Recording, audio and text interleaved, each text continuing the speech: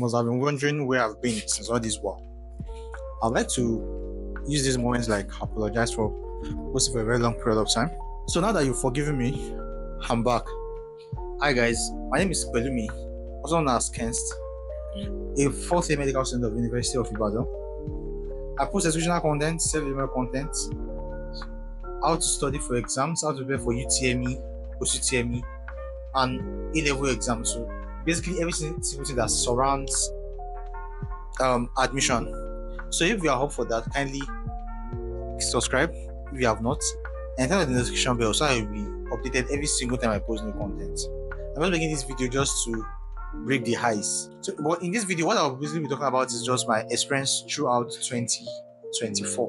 2024 was a very, very challenging year for me. There were a lot of lows, and there are just a few highs there. But thank God I was able to pull it through. So generally started with me trying to prepare for my MBA exams. Like my MBA exam, I had my MBA exam last year February, and I was preparing for the exams around that January. I already started the preparation before that time, but the preparation became very, very serious around that January. And I must tell you, MB is no child's play. Like I've heard people say something about MB, oh MB is this, MB is that, but if you don't experience MB, like you won't you won't understand. Like that was like the most dangerous, the most taxing exam I've ever done in my life. And I'm not even capping. And I've done a lot of exams, even Cambridge and all. And that was like the most challenging, the most taxing I've done in my life. From the exam, you wake up, you more like try to revise. Personally, for me, that's what I did. I tried to revise like from the previous night to like probably around 5, 6. Then you sleep from that 6 to like 7:30. And since I was not staying alone, I was staying with my classmates as well. So all of us, okay, we had to wake up. So while you were sleeping, someone else will be awake. So you ask them to wake you up 7:30. That's 7:30. You wake up, you take your bath, you go for, because there are like 3 papers that you do per subject. You have your except for biochemistry, you have the MCQ, then you have the theory, the essay, and then you have the practical aspects. Then you have the viva as well. So it's like 4 aspects. But some of them don't have 4. For example, now biochemistry does not have 4, just 2. Now, from the MCQ exams, you come back, you try to revise an essay that you can revise. You go to the exam, and the essay was like 3 hours. Like you'll be in the exam hall for 3 hours trying to cook something for your examiner. It was very, very crazy. But then we thank God, and thanks to every person that reached out to me during the exam period, everybody that sent the exam package and all, I'm very, very grateful.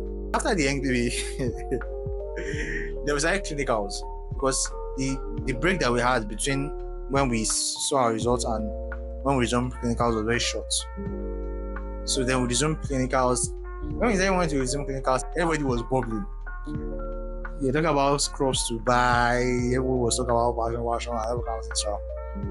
Now when we started the clinical, we started with orientation. And after the orientation, then we started, then we did our block 1. And during the orientation, I was still very enthusiastic, I was still very eager. Now when the orientation started, I was still eager. So when the block 1 started, I was still a bit eager. Until the end of that block 1, and we are asked to do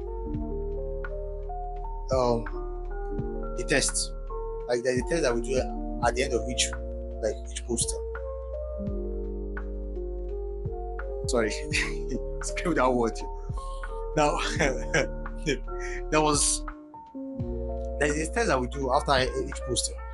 Now I wanted tests because I had it in mind, but I think what affected me during clinicals was that I tried to be following them in class. Like once they are done already taking this topic, I'll do this talk. I'll try to read it and all. So as to make the audio better, I think I'll just switch off the fan. I think it's better now. So I think what affected me during clinicals was that I was trying to follow them in class, but it was very difficult. Like it was very difficult to follow them in class because from practicals, from everywhere you'll be tired. When you get to your hostel, you just sleep. So I tried to not do this same mistake with clinicals. So when we started blog posting, I was trying to follow them in class, within each topic, at least the one that I knew that we would do tests for. But there was a test that we were not expecting that we would do, that they said we would do it. That would be the worst test I would do in my life. Like, worst test I would do in my life. I don't know, because I've still not seen the results. But I think that would be the worst test I would do in my life, because I literally don't even know.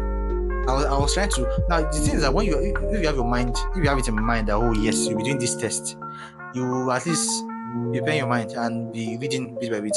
I did not know that we would do this test. I was still reading it, but the way you read, the way you prepare when you're having a test is different from the way you read when you're not having a test. So I was not reading that. I was not reading the course that seriously. And we did the test, and it was like the worst test I've ever done in my life.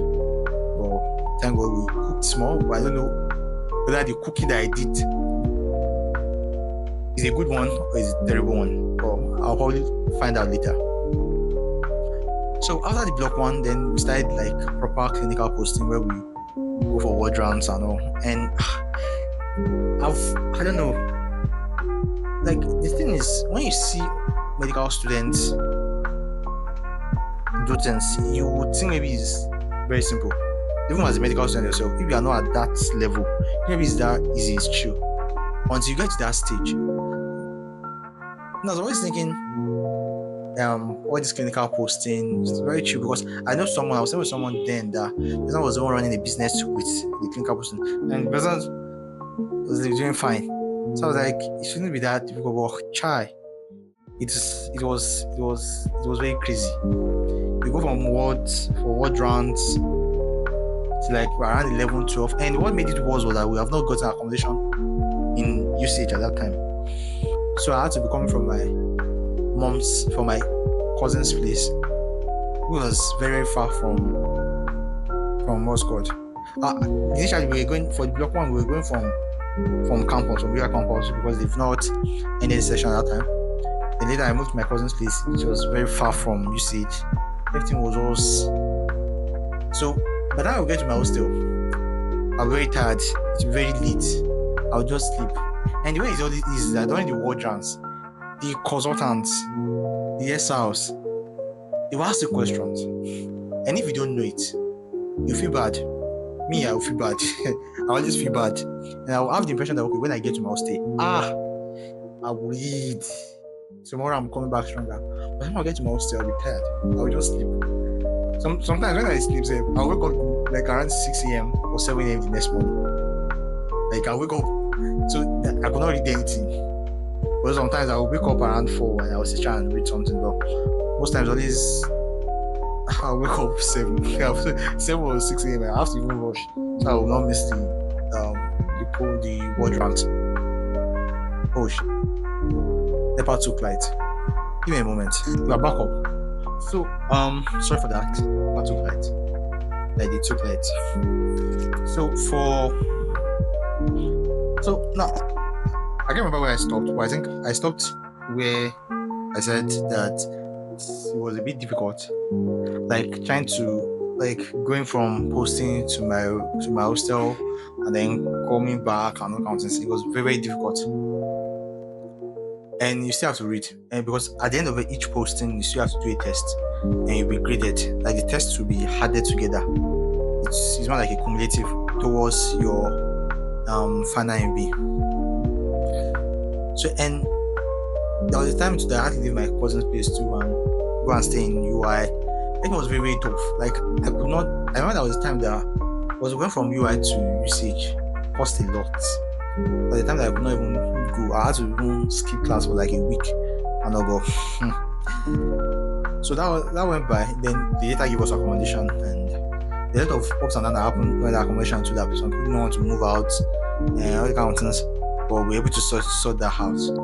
At the end of each posting, you do a test, and for some of the tests, the thing is when you start a posting, you have the impression that,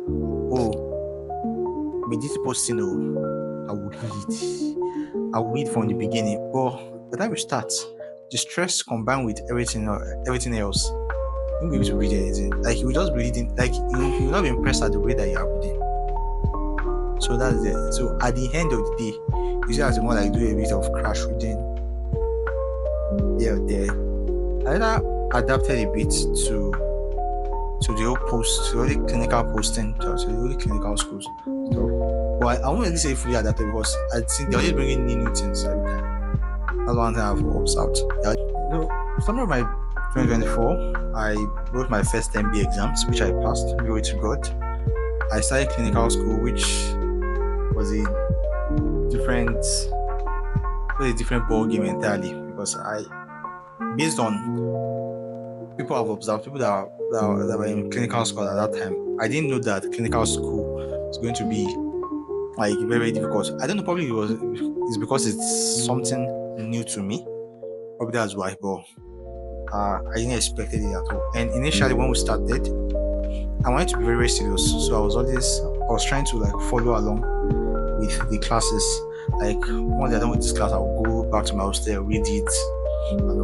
Well, the test score I saw, or that I've been seeing, is not very encouraging because I think most of the tests that I really do, without even preparing as much as I did for that particular test, I got better in those tests I didn't prepare very well for compared to this one that I actually prepared. I don't know. I've been thinking probably I should just be freestyling it as I used to, but still, I think in the long run, if you're trying to become a very good doctor, I think you have to take all the information that you're given right from now and not just take some and then leave some. Although in the end, you most likely still leave some. You can't pick everything up. That's why to be a doctor, it takes a very long while. So some of the things that you drop later, you pick it up later on. So I then we wrote my MBA exam, site clinicals, resumed in ABH. I don't know, ABH has I don't want to say anything, but just tell you guys how things has been there.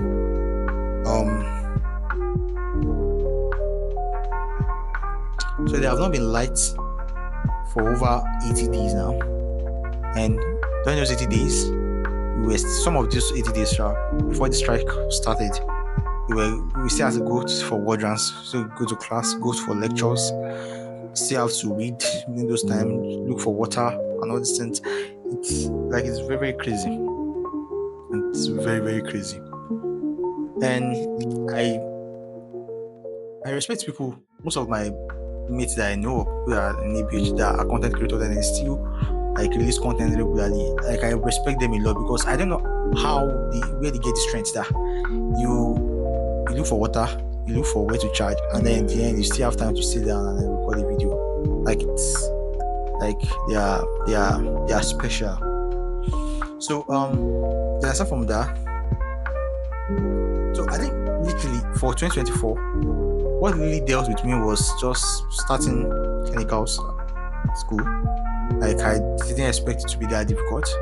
There are a lot of challenges for clinical school, and well, thank God we're able to surmount it. Glory to God. And I think that sums it up for my 2024. So moving forward now. And there's something you should realize about for 2025. So for 2025, I plan to learn a lot, to like read a lot of books, learn a lot of skills, and then from those skills, then I select the ones that I will focus on. Because you can be a jack of all trades and master of none. If you have a lot of things that you're trying to do, you won't be good at specific ones. You won't have time to focus on specific ones that you'll be good at. So I plan to just experiment a lot and then pick the ones that I resonate with most. And then I plan to read a lot of books as well too, because you need knowledge, and the only way you can get knowledge is by reading books. And the reason I'm trying to like learn a lot of skills aside from this medicine stuff is there are a lot of things that you realize when you get into medicine, and when you start to interact with your professors, your lecturers, there are a lot of things about medicine. and you know that it's not the way they paint it to be. I think that's just what I would say. It's not the way they paint it to be. But if you want me to share that, kindly comment down in the section below. Kindly comment down in the comment section below, and if the comments are enough, then I'll make a video about it. So I plan to make a videos on UTME, OCTME, Cambridge exams, JUPEB exams. So if you have any questions concerning all this, kindly drop it down in the comment section, so I will make a video to address those.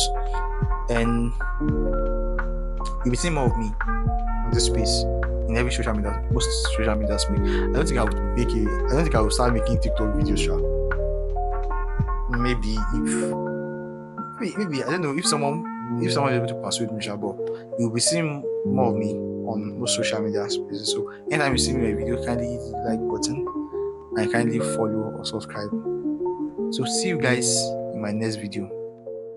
So before you go, kindly hit the like button and try to subscribe. See you guys in my next video.